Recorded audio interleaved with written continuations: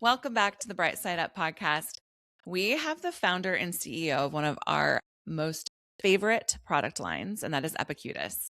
Epicutis is a skincare line that we were turned on to a couple years ago, and I thought that I knew everything about it, and we learned so much, and I now am even more obsessed with Epicutis, hearing the integrity, the thought process, everything that goes behind it. It is incredible how much thought was put into creating this company. And I love that it was a family affair. He started it with his father and now continues Yes. it on with his son. It's like 3 generations of scientific backed knowledge, simplicity, attention to detail. Like it's all here. And it was remarkable on how he just broke down these nuggets of wisdom where, for example, like we think of our face as a canvas, which is wrong. We need to think of it as a complete ecosystem that we're nourishing from the inside out, which I was just, oh my gosh, right. Because you like scrub your face and you think about all this stuff on the surface, but there's so many layers of our skin. There's so much that goes into it that taking care of it and not abusing our skin has to be top priority. And we talked about how we used to abuse our skin, like growing up, because we had no knowledge, we had no education on this. And I love the way he broke it down. And it's shocking to me the lack of integrity in the skincare industry and that you Ooh, really have to pay attention and advocate for yourself, especially in the United States. yes. But with Epicutis, there's just so much trust in the brand. You've seen Erin and I talk about it on stories. We've even done reels about Epicutis. Using the products feels so just elevated and luxe. So beyond the fact that it feels good, like you're doing good. And Max breaks down, I mean, he's a scientist. So he breaks down the science behind all of it. And I just I can't wait to Yeah, wash my face. I know, right? You're like, I'm so excited to wash my face tonight. Regardless if you've used Epicutis products or not, you will learn something about your body and your skin barrier and your skin health, inflammation. What's the difference between skin health and anti-aging products and reactive skin issues? I mean, we just go down this whole avenue and you guys are going to love it. And then you're going to run out and buy Epicutis, let me tell you. So on the show today, we have founder and CEO of Epicutis, Max Stock. He literally grew up in the lab where he first became enamored with science and the idea of helping people improve their health using science-based approaches. He's the author of numerous patents, scientific publications, and the founder of Signum Biosciences. He utilizes his scientific foundation to guide Signum's product development and commercialization. After more than 20 years of developing topical drugs and cosmetic ingredients in the pharmaceutical and cosmetic industries, Max and his team created Epicutis to bring a new paradigm to skincare through clean and minimalist formulations with highly efficacious patented ingredients focused on skin health, not age. So without further ado, here is Max. So give us the backstory. You're a scientist. So how did you come up with Epicutis? What led you here? Yes, Epicutis isn't a company, it's just a brand. And that comes from Signum Biosciences, which is a biotech company I founded with my father, who's a professor at Princeton.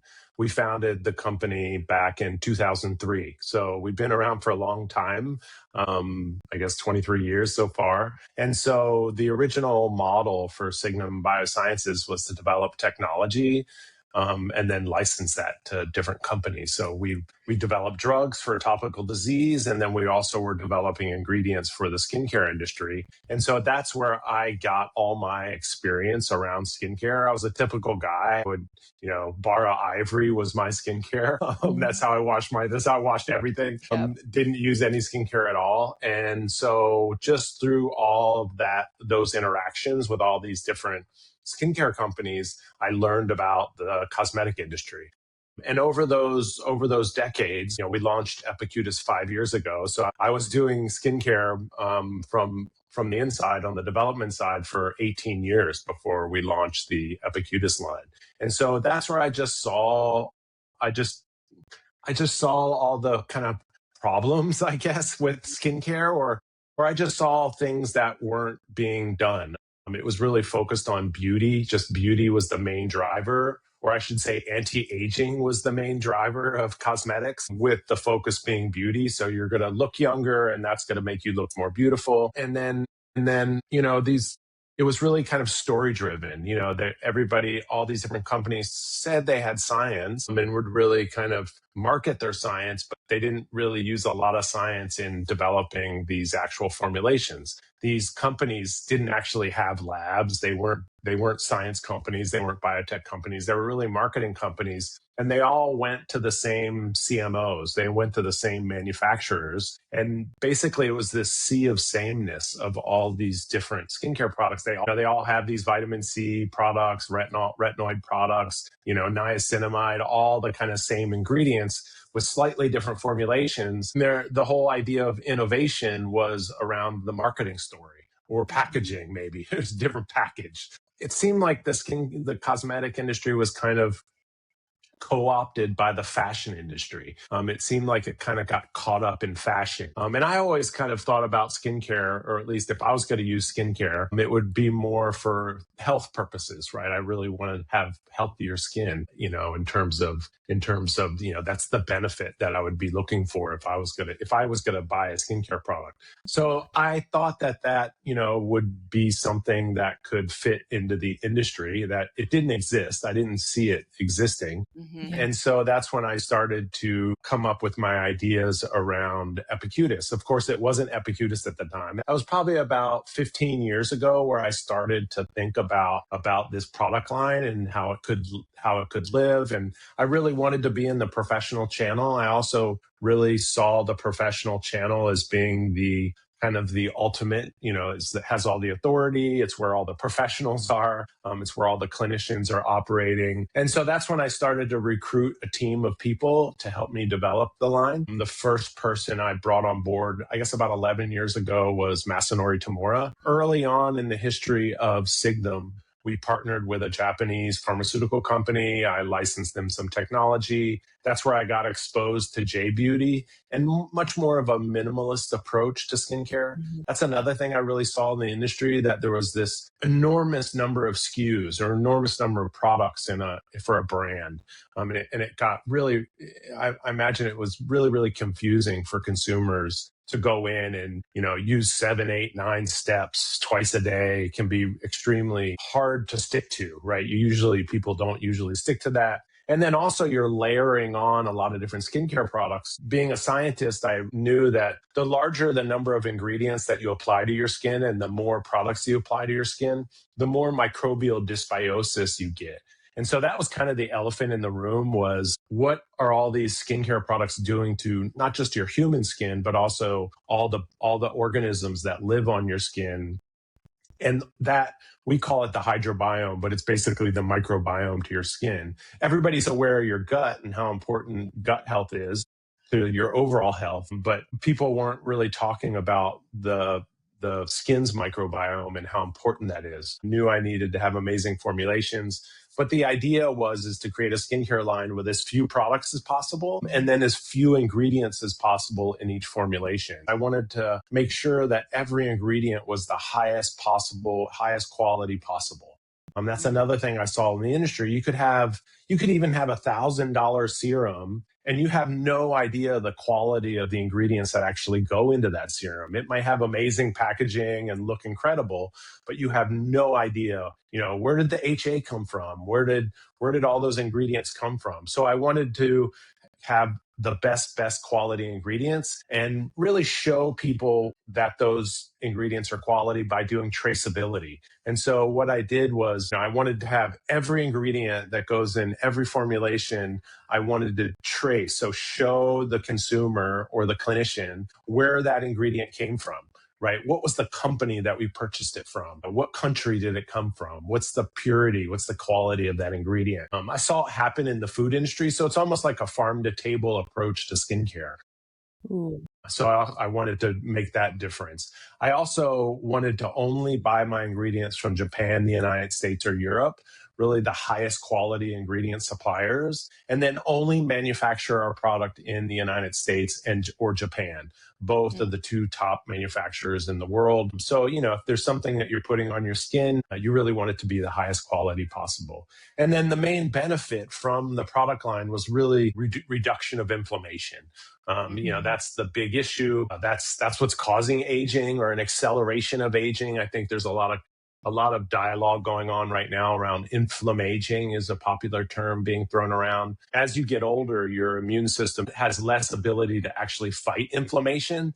And the more inflammation you have, the more it hurts your immune system. So it's this kind of negative feedback. So the older you get, the more inflammation you get and the more damage it incurs. We are going to dive into every single thing that you said because I want to learn more about that. I want to know more about this avenue and this avenue and that avenue. So, okay, you brought up a few things here.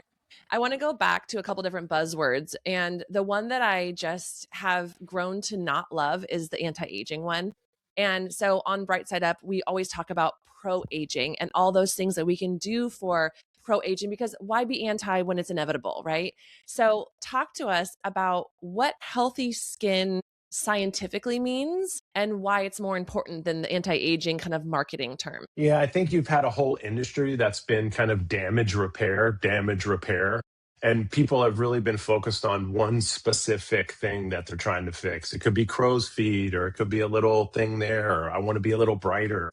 But I think skin health really means that your skin and your microbiome are in balance. A lot of skin conditions are caused by a disrupted microbiome. That's why, adult acne, eczema, seborrheic dermatitis, rosacea, all this kind of blotchiness, a compromised barrier, which causes redness and blotchiness and things like that.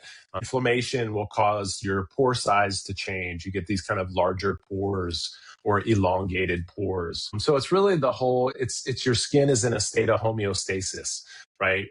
It's just like your gut, right? If you have an unhealthy gut, it means your microbiome, you have some inflammation going on down there, and it's going to affect the system. So it's skin that's calm. It's not inflamed. Your barrier is very much intact. You don't have cracked barrier. You don't have a compromised barrier.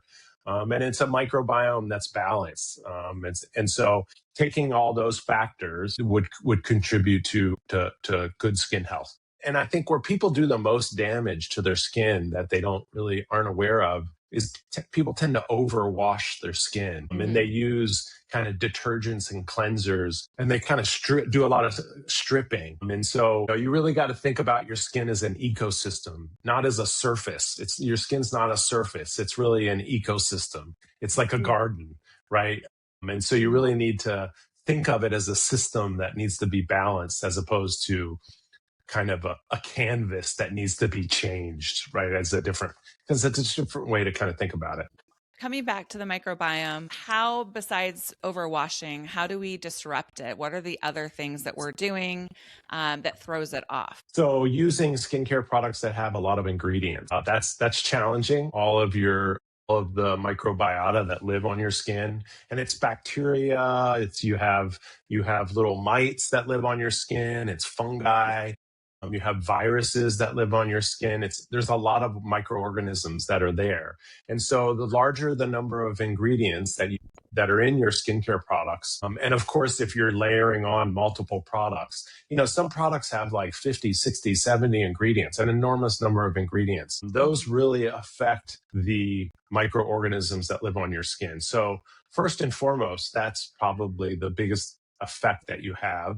Of course, all the stress that you're under and, are you getting sleep, things like that also play a role. And then if you use a lot of actives, so if you have a lot of compromised barrier, people use products that kind of can irritate their skin, but then they still use those products. That can also cause disruptions, because anytime your skin's inflamed, that means it's going to change the makeup of the microbiome. When you have inflamed skin, you're producing a lot more just in general, right? A great example is people with oily skin tend to wash their face a lot because they think that's going to get rid of the oil. But in fact, that's causing your skin to produce more sebum, more oil. And what do all those microorganisms feed off of? One of the things they feed off of is that oil, is that sebum. So that's a real way that your microbiome becomes disrupted. And then another way, which is really common, which I saw a lot, I was kind of surprised, is people do a lot of switching of products. So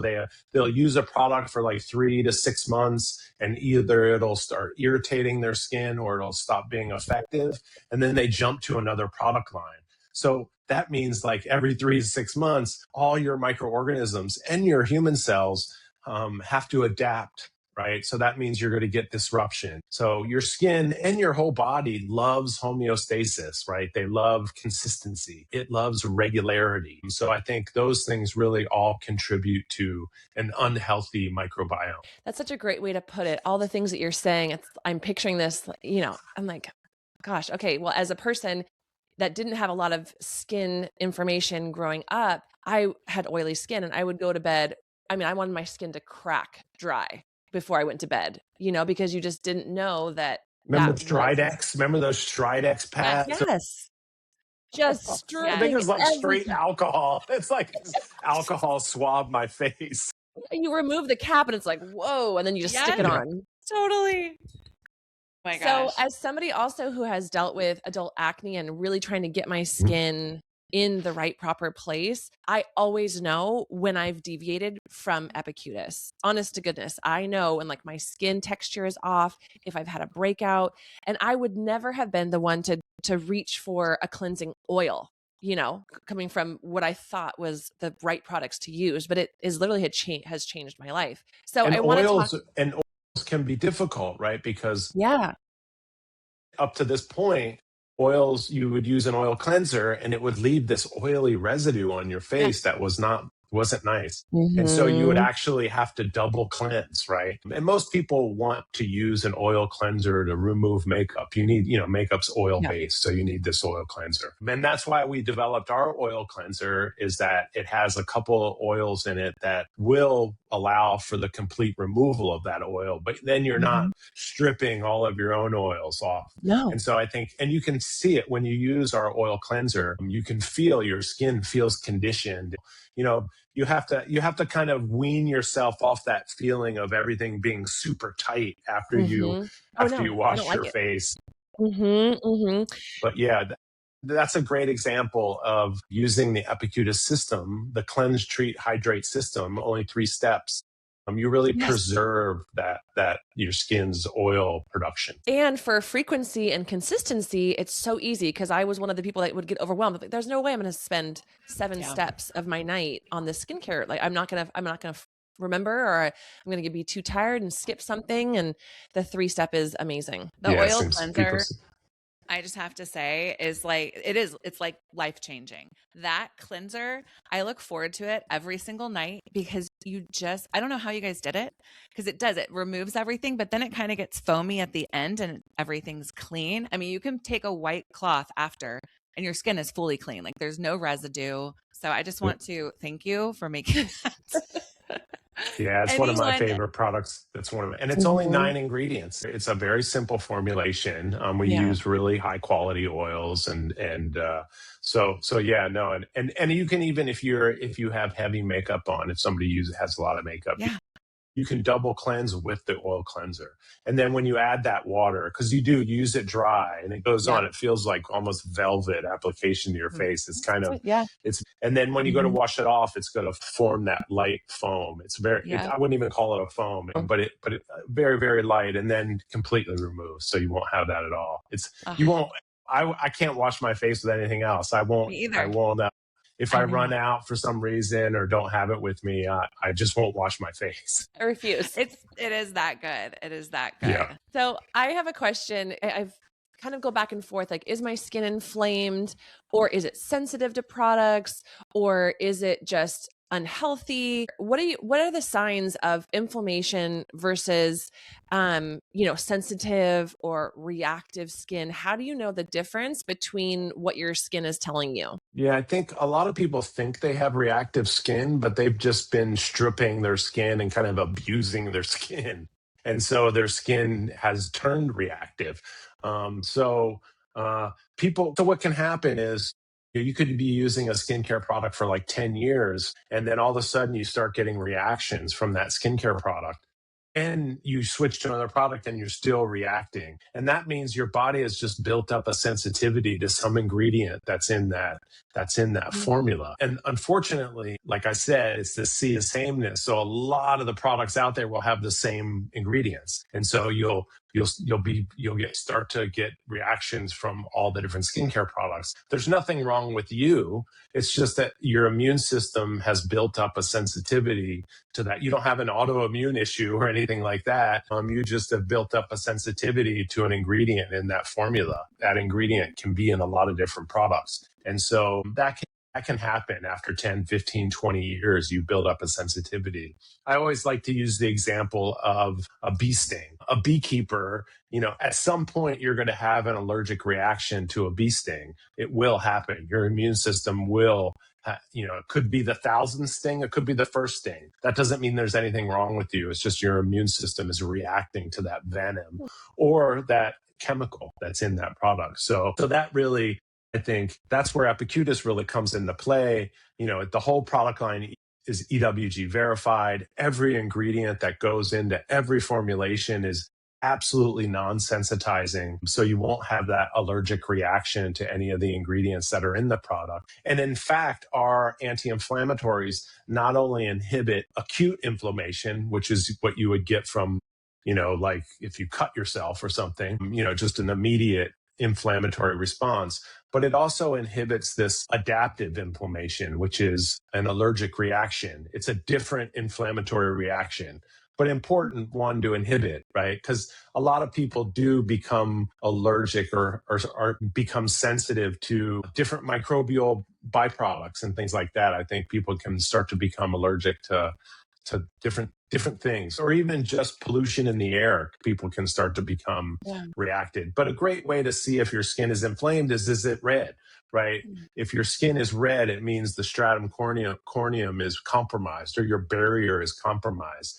And a lot of people have healthy skin, but they just use too many actives, right? So vitamin C is a great example. Vitamin C can be effective for some people, but a lot of people can also get irritated from vitamin C, and it can actually cause a compromise to the barrier. Some of these actives also, you have to put stabilizers and solubilizers and preservatives in the formula in order to protect that active. Like a vitamin C is a great example, or retinoids are a great example. They're not stable, right? They'll break down pretty quick.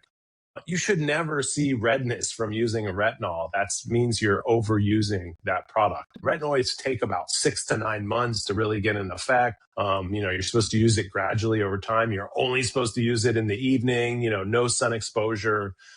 So little nuances like that, I think people just kind of use products wrong and tend to overuse products. You can clog pores and you can use too much makeup, things like that also. But if you really are cognizant enough to take care of your skin and have healthy skin, you can use a lot less makeup just because you can kind of get into that spiral of just covering up. And you're like, screw it. I don't care if I have healthy skin. I'm just going to cover up. But that starts to can be damaging over time. And at some point, you want to kind of have healthy skin. I have to tell you, I gave the Hydrobiome Serum to my daughter. I have a 16-year-old daughter who has acne, but is on this skin health journey. She's been using it for 2 weeks. And this morning, getting in the car, I can visibly notice a difference. So now I need to buy one for myself because she's using it. But it is incredible. And she's just been doing it after the oil cleanser, and then she does her moisturizer. But I absolutely, hands down, can see such a difference. Yeah, and I think especially for teenagers, I think more and more of these young people are really getting into skincare. I think you've seen that. I think a lot of people were going to Sephora and buying drunk elephant retinol products when you're like 15 years old. That's not a good idea. You definitely do not want to do that. But using skincare is legit, right? I mean, if you're 15, you should be able to use skin. But I think it's important to use really clean skin, especially clean skincare, especially at that age, you're really worried about different hormonal disruption. It's definitely an issue. At any age, really. But so clean skincare, I think, is really important during any time, but I think especially during that kind of time when your hormones are going crazy. You get a lot of that kind of different hormonal issues. Your microbiome can be very, very kind of is changing. You're really growing and changing. So that's right. I think that kind of approach to a more homeostatic approach, right, where you're looking to balance instead of correct. And when you're at that age, you shouldn't be thinking about correction. You should be thinking Yeah. about balancing. And we believe at Epicutis is skincare is not meant to correct. If you really want to correct things, that's when you need to see a clinician, right? It should be under a controlled environment. It should be very directed. And you should have a professional that's helping you, as opposed to trying to do it at home on your own. I think is always can be problematic. So when you're using skincare, our philosophy and our belief at Epicutis is that it should all be about balance. It should be about homeostasis, and it should be about skin health. And then, we think, beauty should start with healthy skin. You're not gonna achieve beauty through beating up your skin, through using these kind of very aggressive actives. So, as a consumer, how does one tell the difference between a science-backed product or product line and just marketing hype, good packaging? Yeah, I mean, that's difficult. I think first and foremost, you want to look at the publication record behind the science. If it's a white paper that the company put out, they wrote the paper and there's no peer review of it or anything, that should be a red flag. Right away, I would go to ChatGPT. I would go to these different AI platforms. That is an invaluable tool these days. You can really use it to be your advisor and say, hey, what's the science? Plug holes in the science. Is this real or is this just kind of marketing hype? But publication record, I think, is that's really the only way. Is go look at the clinicals, where the clinicals published. How did they actually run the clinicals? That's where we really hang our hat. We have a very robust publication record. We publish in scientific journals that are peer reviewed, so I think that's probably the best way. And then also go look at their ingredients. So look and see what ingredients, how many ingredients are in that. Also, don't rely on natural skincare. That to me is a huge red flag. If something has a ton of botanicals in it, to me, that's a red flag, because botanicals are just a mix of chemicals, right? I mean, you're pulling chemicals out of a plant. It's still chemicals. And if you're doing extracts, then you actually don't know every single chemical that you're pulling out of that plant. So I think that's also can be a little bit of a red flag. Is why do you have 8 botanicals in this product? Is one not enough? What are you trying to do with all these ingredients? It's like the pile-on approach. So that's what I would say. Erin brought up a good point before you jumped on with us. We recall this from our conversation with Lisa, a couple years ago, that your formulations, unlike most companies, stay the same in any country, because you don't have to reformulate it to be clean. Whereas I see some skincare lines will have 40 different formulations for one product. Yes, that's what she was telling us. It's pretty crazy, because the United States is the easiest place to develop a skincare product. There's only 11 banned ingredients. There's another 45 banned ingredients in California through Prop 65, but still incredibly low number.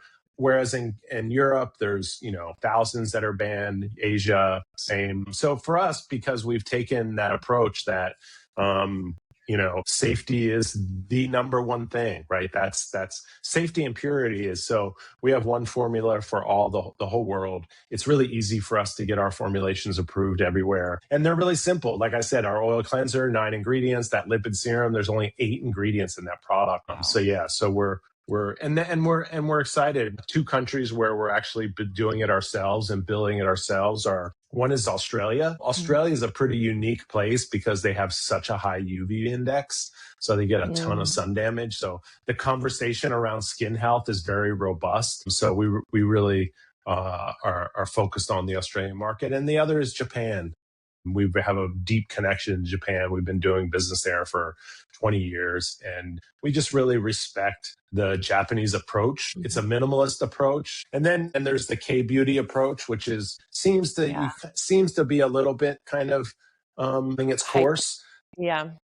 I think the K-beauty approach was more is more, but for us, we take that less is more approach.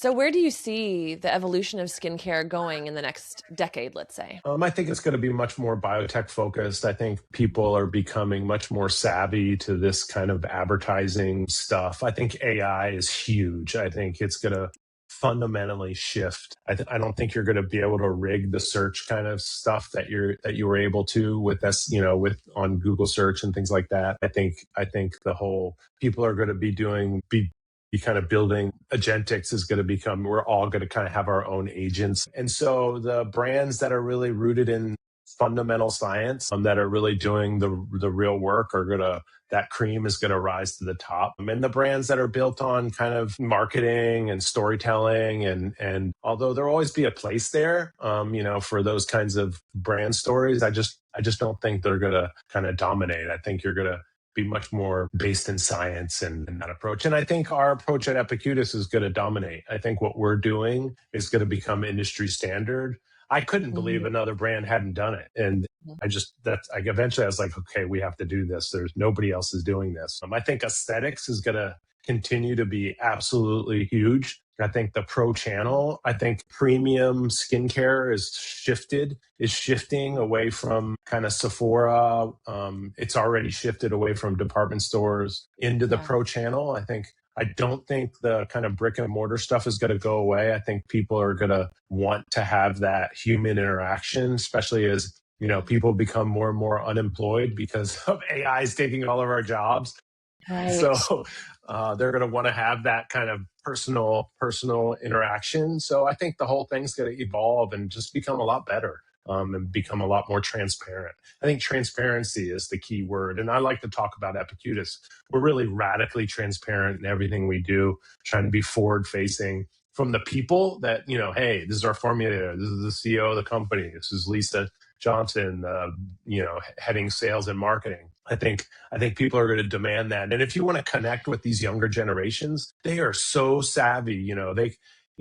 We're constantly being lied to in marketing. I like to make the joke, when I fly United, it's not the friendly skies. If I have to hear that one more time, my mind is going to blow up, right? How many times on a United flight do you have to hear fly the friendly skies?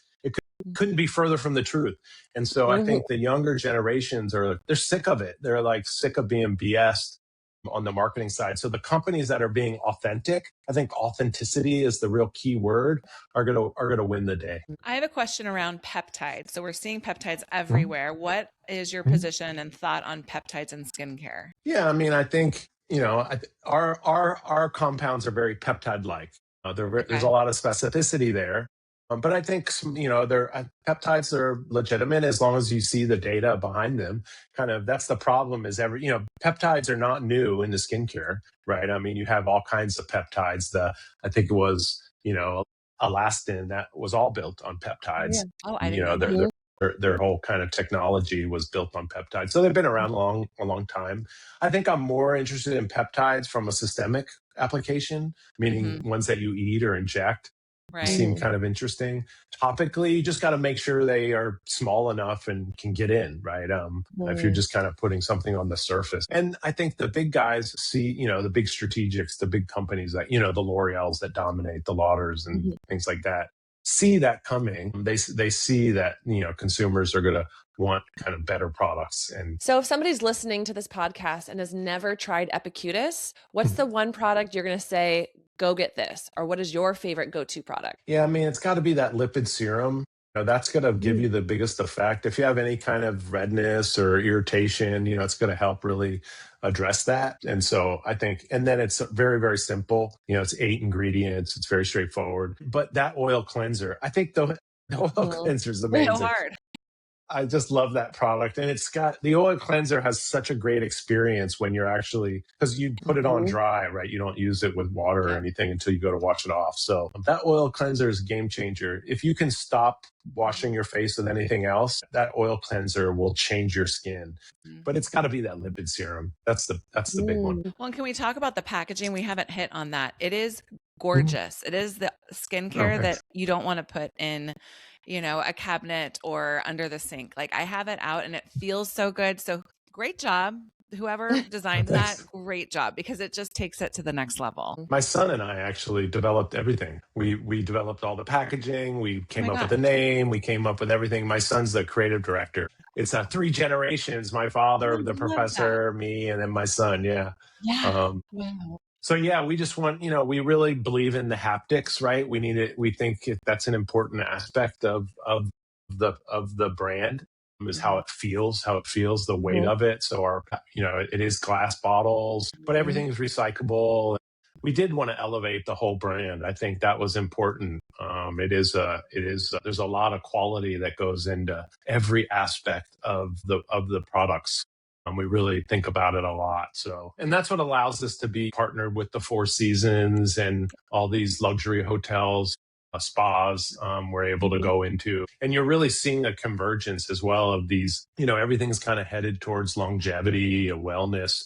You're seeing the Medi Spa space get away from that kind of cold, clinical, medical kind of vibe and get much more towards wellness and this more kind of experiential kind of setup. Yeah, we put a lot of thought into every aspect of the brand. I mean, we have products now that we have a whole product pipeline for the next 5 years developed, but that's another aspect of Epicutis is we're not going to launch a bunch of products. We're going to keep everything super tight. I'll upgrade the lipid serum. So we're right now working on the next generation ingredient that's going to be even better. So instead of coming out with a new product, we'll upgrade our current products, kind of like a software update on your phone and computer and stuff like that. So I love that. I'm excited. Yes. Okay, Max, we call this podcast the Bright Side Up podcast. And we always ask our guests, how do you live your life bright side up? Oh, boy. I guess in every way I can, I try to eat really healthy. I'm really conscious of the food that I put in my body. I try to, exercise as much as possible. I'm super into meditation. I'm a big meditator. I practice Zen Buddhism. I play an instrument just to keep my neuroplasticity going. So I think music is important, and actually playing an instrument. And then I try to really spend as much time with family as friends as I can. I think, being with people that you really dig and dig you is super important.